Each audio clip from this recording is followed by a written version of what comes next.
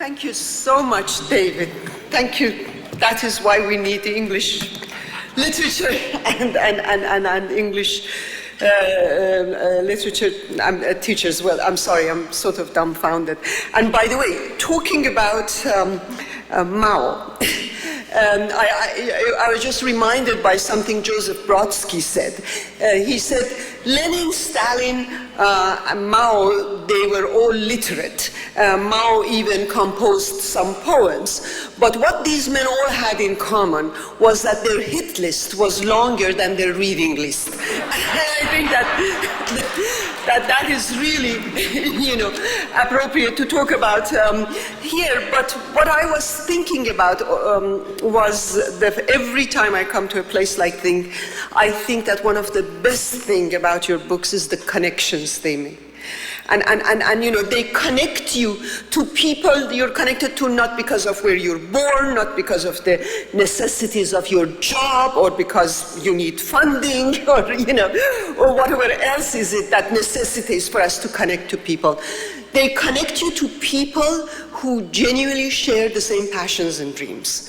And that has been sort of a great privilege and pleasure, and it is a great privilege and pleasure to celebrate with you the 40th year of New Hampshire Humanities, and to celebrate the new logo, showing all the beautiful colors and diversities that you represent.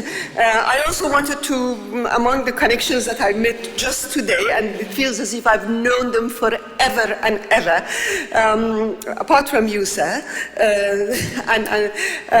I wanted to thank Steve and Deborah and Susan Bartlett, who has been my guardian angel here, and the wonderful Laura at the Exchange at New Hampshire NPR.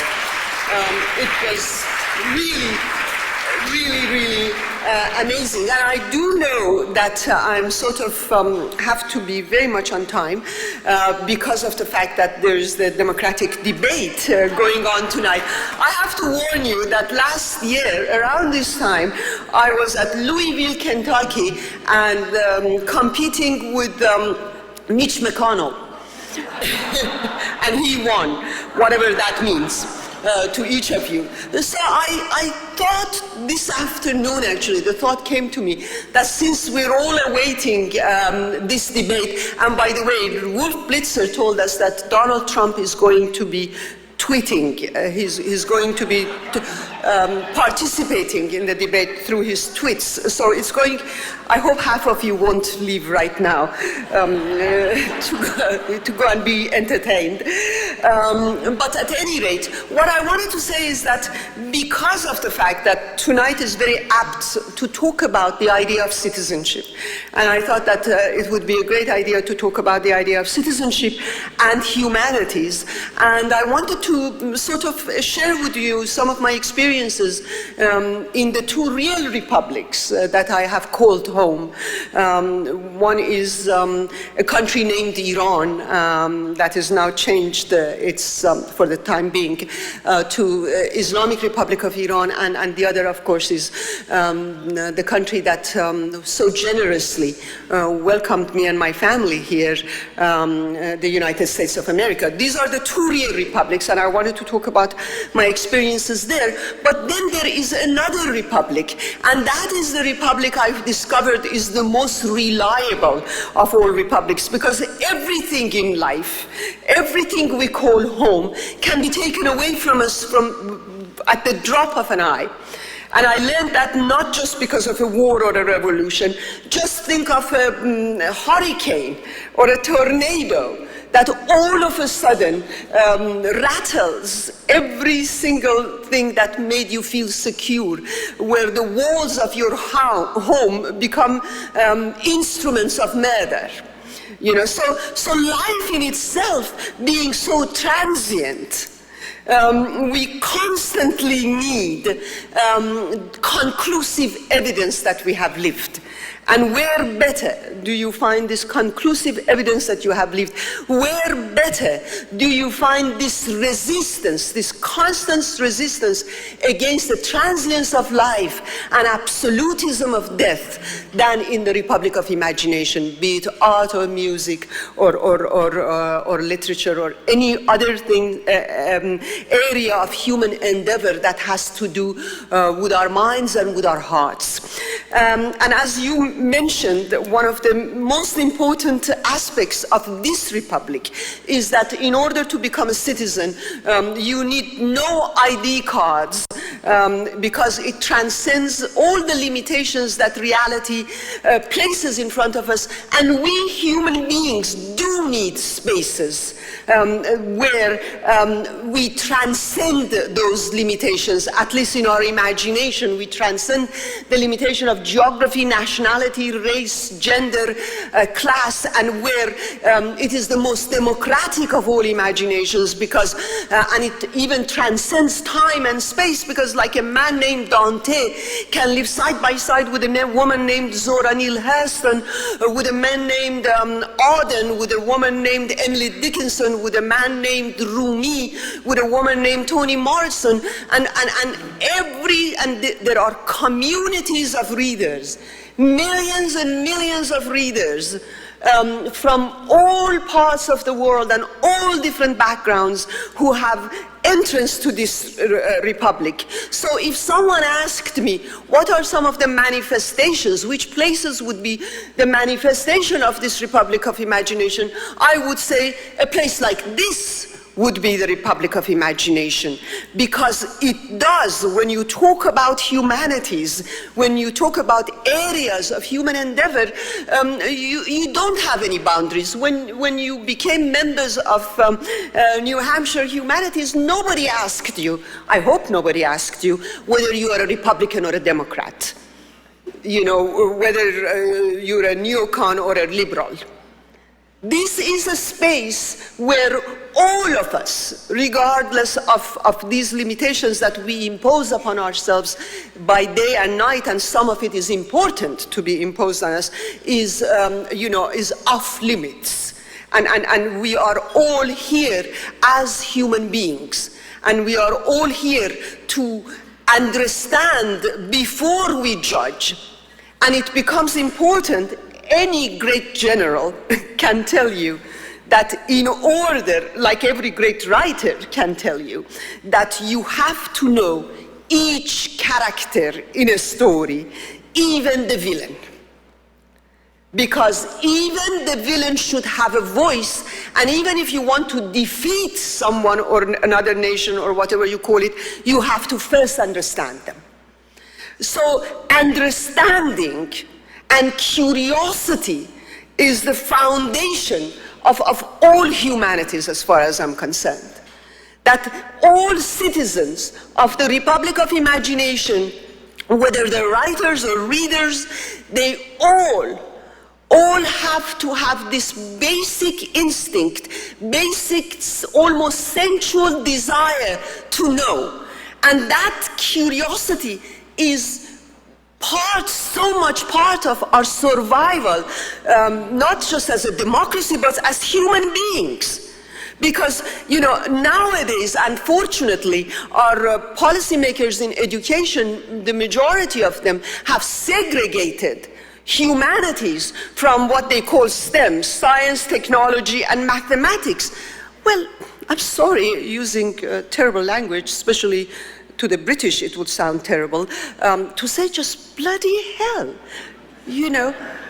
Where did you come from, separating science from literature or from humanities? First of all, just remembering the great scientists, just remembering the great innovators, the most obvious one being what the two people Isaacson wrote about, Einstein and Steve Jobs. Both of them grew and bloomed through imagination. Einstein talks about how scientific knowledge is even more limited than imagination, because imagination encircles the world. Because human beings need to survive through knowing the world, changing the world, and in a sense controlling the world. Part of it is done through science and technology, or mathematics and physics. And part of it is done through the first time that the men in those caves drew something, the picture of an animal. The first time somebody started sort of creating music. The first time a man named Homer, about whom we know nothing, but whose words have been so enduring that today we still talk about Homer as if he's our great uncle, you know. The need to tell stories is not just a bloody pastime. So many of our politicians today keep talking about literature and art and music and philosophy and history as luxuries. And we were just talking at our table, how many of these people who talk this way about literature and art and music and philosophy do you see in our museums? Who goes to our museums? Who goes to Shakespeare in the Park? Who goes to all these numerous book festivals that have sprouted all across the country? Last month I was at the National Book Festival. 110,000 people participated in that, not one congressman, you know? They are the ones who are cutting our funding. And yet, they're not there. People who go to these places, because this is a democracy, and this place, this country claims to have been, in fact, not just theoretician, but the actualization of democracy happened in this country. That the first president of this country, who was also a military man, he would talk about the fact that we are lucky to be Americans at this period because of the fact that we have infinite access to land and access to all legacy of enlightenment from Europe, that we are the first who can actualize that legacy. Those are the founders. We've forgotten about them. We talk about them. That is the problem when you cast people in monuments and stones and feel that you don't need to catch the spirit. And yet, those were the people who were so far-sighted that they created those, as Joseph J. Ellis talks about, he says that they created those first 50-something words of the Declaration of Independence became a manifesto used by every single movement for liberation in this country. It was used by Lincoln during the Civil War. It was used by Martin Luther King during the Civil Rights Movement. It is still the mandate that we use for every single right we're fighting for today. So that was the genius. The genius was to create a mandate that transcends you, yourself.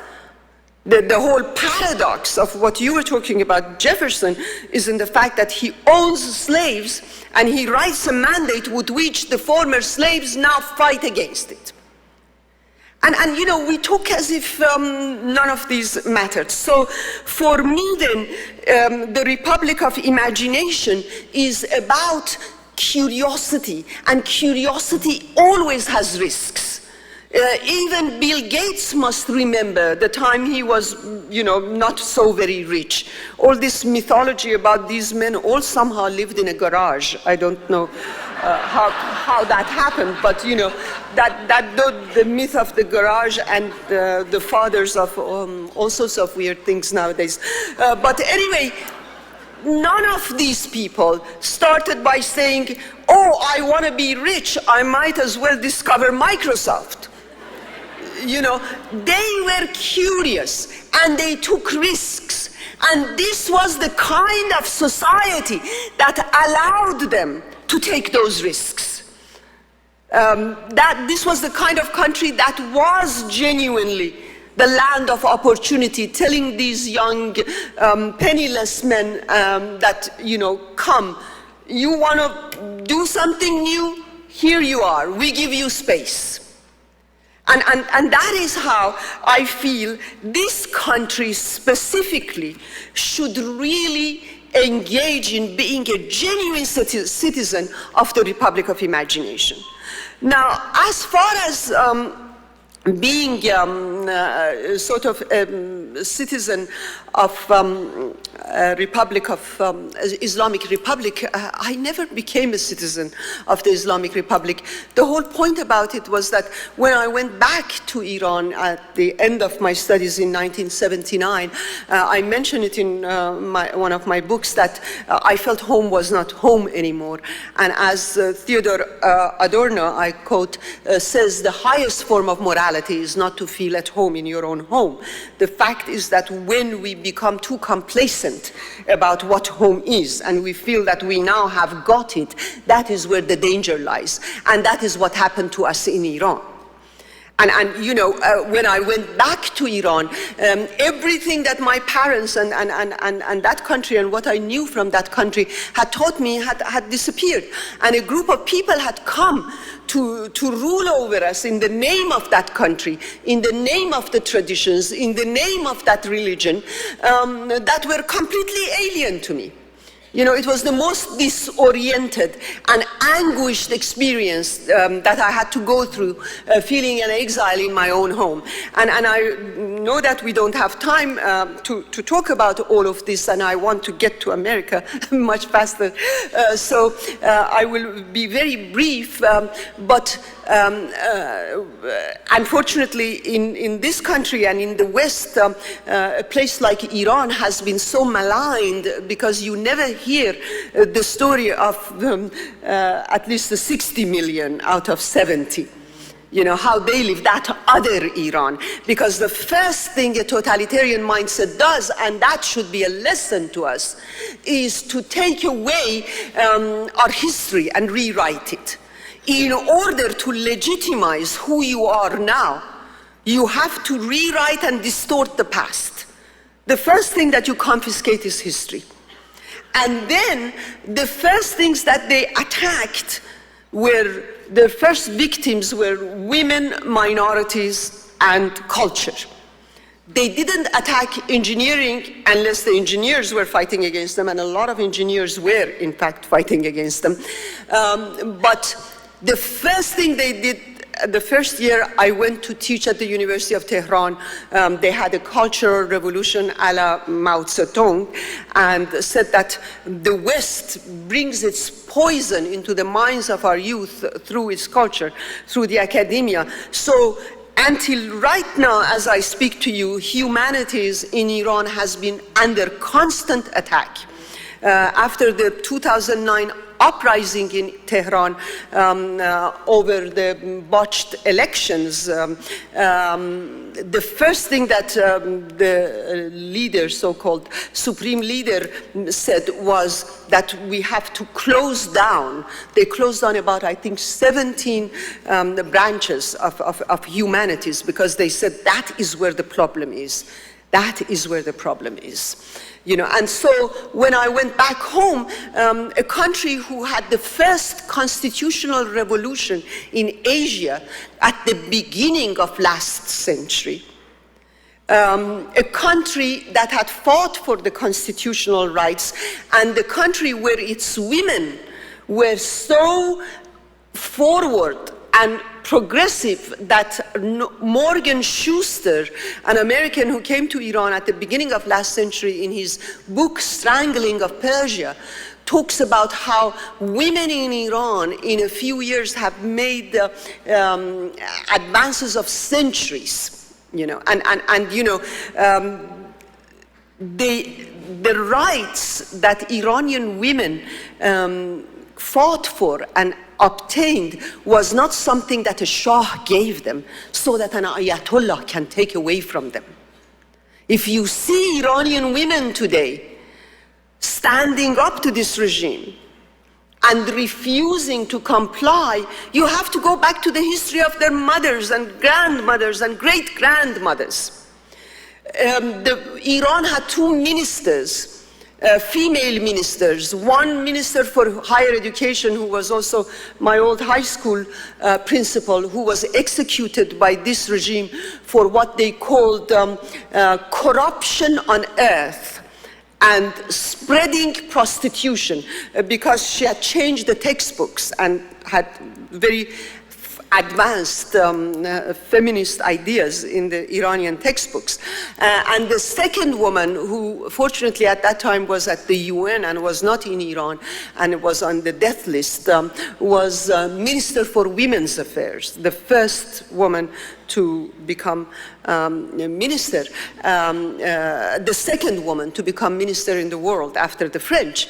My own mother, I mention it in my memoirs, things I've been silent about, that my mother was among the first 6 women who became who went to the Iranian parliament, which is 11 years before Swiss women got their right to vote.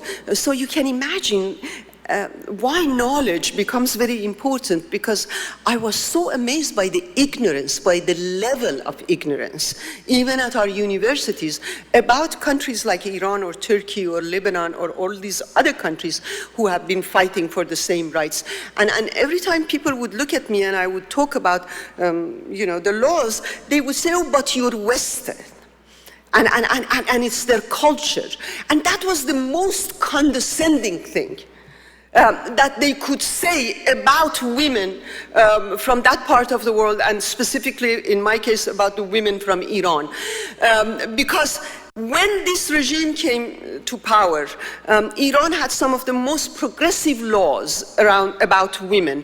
You remember that the Nobel laureate, Shirin Ebadi, was a judge, and after the revolution, they defrocked female judges, saying that women are too weak-minded to be able to judge. So, I mean, we can see those non-weak-minded males who are now ruling over us, but that's beside the point. Now, the first laws they changed were against women. So they lowered the age of marriage for females from 18 to 9. They brought something that never existed in Iran at any time, which was stoning people to death for what they called prostitution and adultery. They took away the right to custody, child custody, from women. If the husband died or something happened, it would go to the next male in the husband's family. And these things affected poor traditional women far more than they affected middle class and upper class women who had far more understanding of what these laws were and protection. Now I can go on with this, but I felt that if this is my culture, then it is like saying that Inquisition and fascism and Stalinism is the culture of Europe, and not St. Thomas Aquinas or St. Augustine or Dante or Molière or Bronte or Austen. If this is my culture, then slavery would be the culture of America, especially Confederate South, and not Flannery O'Connor and William Faulkner and Carson McCullers, and I can go on with the Southern writers and Robert Taylor and on and on and on. Because every culture in the world has something to be ashamed of. And every culture would be proud of resisting and of changing. Change is in the nature of human beings. We can't live without constantly changing, constantly assessing and reassessing. And I would like to have reminded them to remember about the European women and American women who did not get their rights until the 20th century, some of them mid-20th century, that Elizabeth Cady Stanton did not live to see American women gain the right to vote. And like the way these reactionaries talk about today, they also said that Bible says that women's place is at home. So to sort of, I still have something. I always say that you love to be democratic until you get the podium. And unless you rebel, I'm going to go on. So I just wanted you to know that. But what I wanted to say was that in order to connect to the world, and tonight we're having this debate on television, one would like to ask our candidates, you know, how much do they know, not just the Democrats, the Republicans, and all sorts of other people, that how much do you know about your own history, how much do you know about the world history, and how can you connect, how can you make any policy without genuine understanding of history and culture. I mean, that is at the heart of it. You can't really get all your history and culture from CNN. You know, I mean, really, it is very hard to reach that goal. The point that I want to move into America and the writing of this book, because my editor keeps reminding me that when I was finishing reading Lolita in Tehran, at the last chapter, I had already started thinking about this book, because I had put this question at the end. My students in Iran and youth in Iran and Iranian people as a whole idolize this country. The more the regime hates it, the more people love it. I mean, that's how it works. But the point about it was that I wanted them to read the most golden of ambassadors of this country, to understand the problems and the obstacles that a democracy faces, that nowhere is paradise, and paradise is rather boring to begin with anyway. So at the end of that, in that chapter, I ask the question that Saul Bellow talks about. He says, those who survived the ordeal of Holocaust, how will they survive the ordeal of freedom? Because what I understand about freedom is that freedom is an ordeal.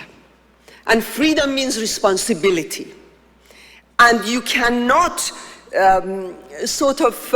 pass the test and confront these ordeals without genuine knowledge.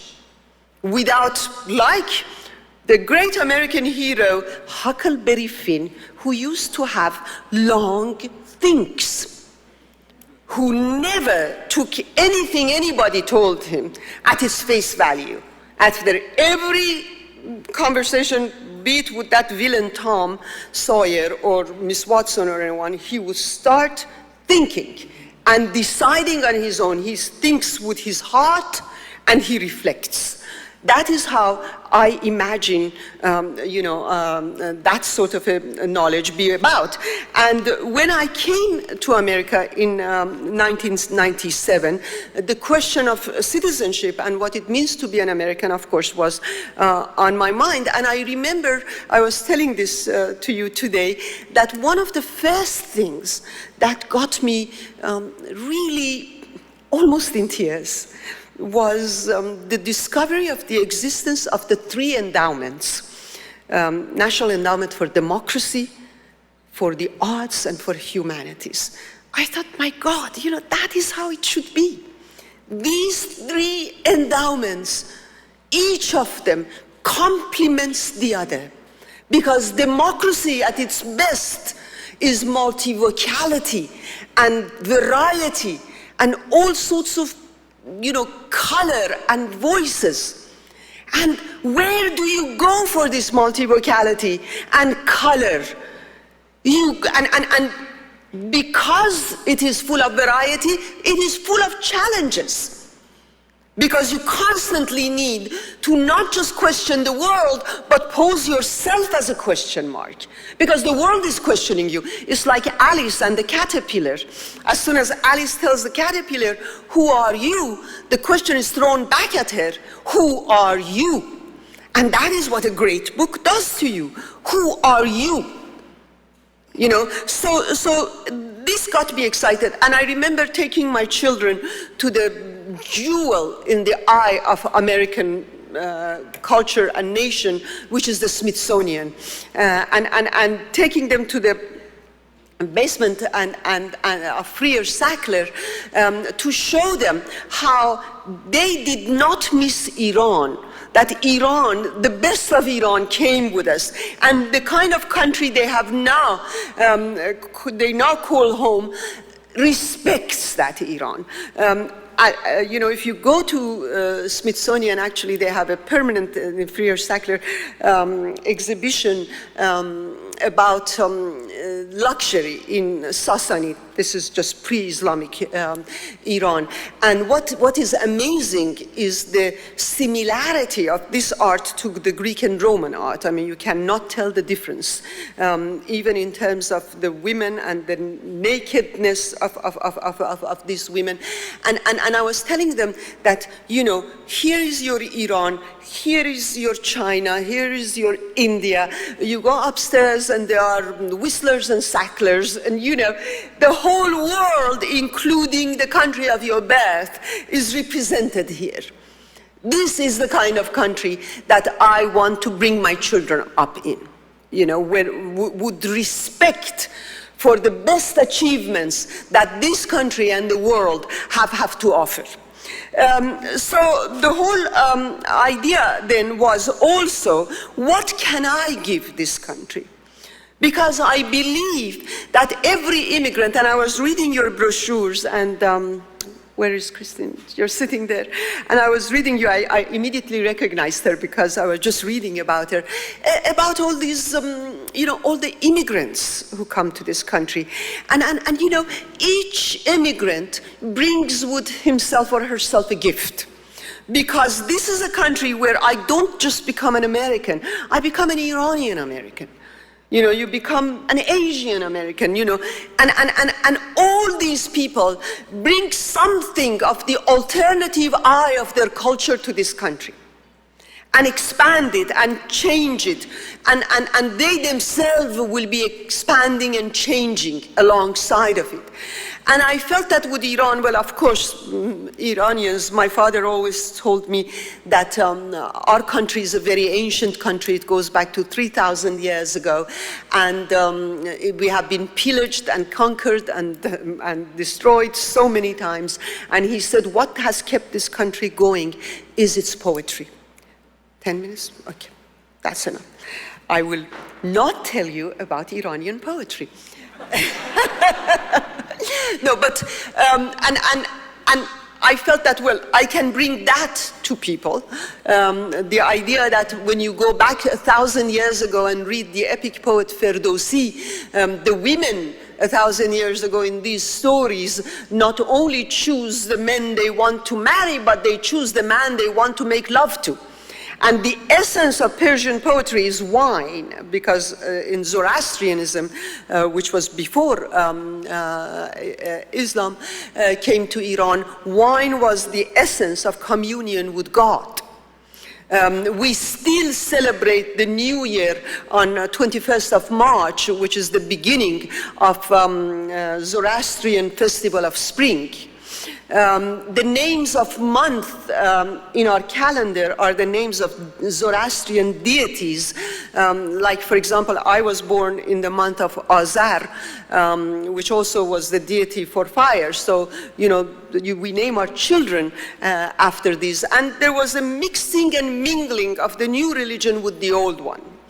You know, and that is the great thing about these countries constantly intermingling. And even when you're the conqueror, you get something from the conquered. You know, you can't help it. It is in the nature of things. So I felt that I can bring that to Iran, and I thought that I could bring something else. Every person who comes from a country like Iran knows the difference between the two ordeals. And Bello again talked about how in Soviet Union brutality was obvious. You see, when you torture and put into jail and do these things to people, there's no need to even talk about the fact that that they are hurting you. But in America, in a democracy, the danger is not that we're going to torture people or execute them. Of course, execute them we do sometimes, but to become indifferent. What Ray Bradbury used to talk about, that you don't have to burn books to destroy a culture. All you have to do is to get people not to read them. It is the culture of the cult of entertainment. It is dissolving everything into a cult of celebrity, so that Michelle Obama, Jonathan Franzen, and Beyoncé are all called celebrities. Of course, the biggest celebrity of all, Kim Kardashian. They're all celebrities. You dissolve the individuality, the uniqueness of these people. You know, Michelle Obama is the first lady, Beyoncé is a singer, Franzen is a writer, and Kim Kardashian is what Kim Kardashian is. Nobody has discovered that as yet, you know. Maybe that is what celebrity is, something nobody knows. Why, but there they are, you know. So the whole point that I'm trying to make is that that is what is dangerous to America. And it is far more seductive. They seduce you into indifference and into complacency. And the question, and I'm going to go a little faster now and just mention this, that today, when we talk that literature and arts and music are irrelevant to our lives, I want to ask a very simple question. If literature and arts were so irrelevant, why are they killing and jailing and flogging and torturing people in all these totalitarian states? Because they think and they imagine. What is the reason? Why is it? I believe that America's might has never been its military might. Now every terrorist might even get nukes. America's might has always been in its culture of democracy. That is why they ban songs. That is why they banned the books from this. That is why Soviet Union used to call Fitzgerald and Hemingway as decadent imperialist writers, which is exactly the same language that Iran uses. And why do you want to kill Rushdie? You're such a big state with all power, and yet you cannot tolerate one writer who only has his pen. So no, it must be very relevant if people are prepared to kill and be killed for it.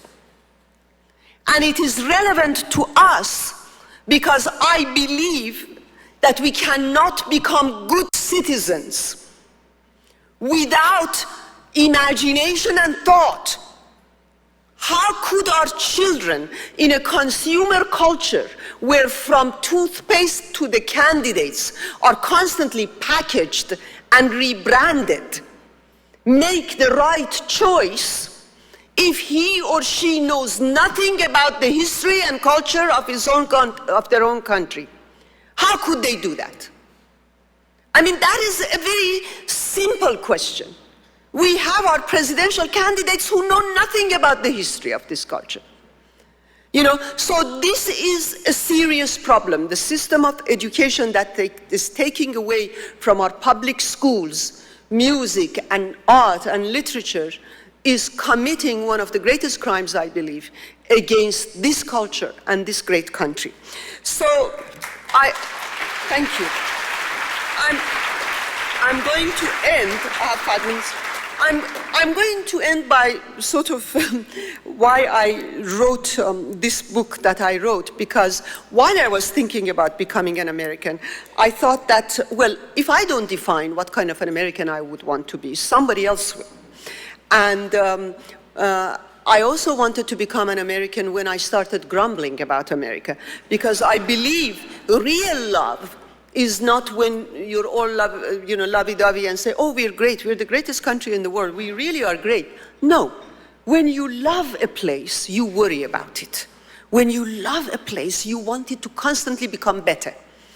If I am a visitor to New Hampshire, I don't care about this great state or what's happening to it. But if you live in New Hampshire, every small detail that is wrong with it bothers you, makes you not sleep at night. And when I was grumbling too much, and I decided maybe I should become an American and do something about it, or maybe I'm already an American and I don't know it.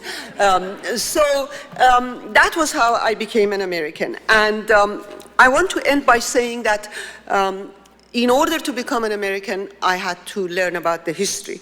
And that would be the subject for another one, but I talked a little bit about it. But for me, America had started before I set foot into this country. And that was one reason I wrote this book. I had been to the imaginary America before I came to the real America. And I mention in my book, I won't have time to read it, but I mention in my book that when I was a young kid, about 3 years old, my father every night would tell me a story. And he was very democratic in the stories he told. One night we would be talking about our epic poet Ferdowsi or 1000 Nights and Shahrazad. The next day we would go to Italy with Pinocchio. The next night we would go to France with The Little Prince. The next night to Britain with Alice. The next night to US with Charlotte's Web, or to Denmark with Hans Christian Andersen. So from a very early childhood, I learned that I can bring the whole world into this small room and travel and understand and love the best of it. And the first story that I heard about America actually was my tutor. I mentioned it in this book that my tutor, I was about 6 or 7, and she was teaching me English, and there was this American textbook which was really terrible. There were these 2 kids who were really just twerps. I mean, they were constantly smiling. Never do you see them dirty. Never any conflict with the world, never playing in the mud, never coming alive. I don't remember their name, maybe Jack and Jill, or whatever. And then after we would do our duty, which I was sort of fidgeting and not trying to pay attention to, then she would bring a glass of cherry sherbet. And boy, if you haven't had Persian cherry sherbet, you should try it. She would bring a glass of cherry sherbet, and she would start telling me the story of Oz. And so I got to know America through Wizard of Oz, and I got to understand that America is a place at the heart of which there's a place called Kansas. And at the heart of Kansas, there's a hurricane, and at the heart of that hurricane is the wonderful land of Oz. And what was amazing about this Dorothy is that she goes to this amazing place, but she wants to come back home, to Kansas, And the fact that she wants to come back home, this little orphan, and be with the dour relatives and live in the middle of a desert was beautiful, because you go to that land of imagination in order to come back with clean-washed eyes and to see the world differently, and to try and change it, and to try to love the things that you had not seen before. And so then, of course, after Dorothy came Huck Finn, and I won't be able to talk about Huck Finn. I have all these notes, but I believe that Huck Finn was America's declaration of literary independence. I believe that before Huckleberry Finn, America was behind Europe, because you could not have centuries of Chaucer and Shakespeare and Beowulf and Molière, but you had something that no one else had. And that was being completely new. And I believe that no other 2 characters in the history of fiction were like Huck and Jim. And that no other landscape was like that of the Mississippi River, where wilderness is safer than the smothery houses that Huck escapes from and Jim escapes from. And I believe that the American morality that the guardians of American morality came out of this fiction. And that individualism that we talk about today, which is all greed and the desire for wealth, and as our policymakers say, vocation, used to be about passion and about connection, because Huck becomes a mature individual through his relationship with Jim. And he becomes grown up and he becomes responsible. That, for me, is American individualism.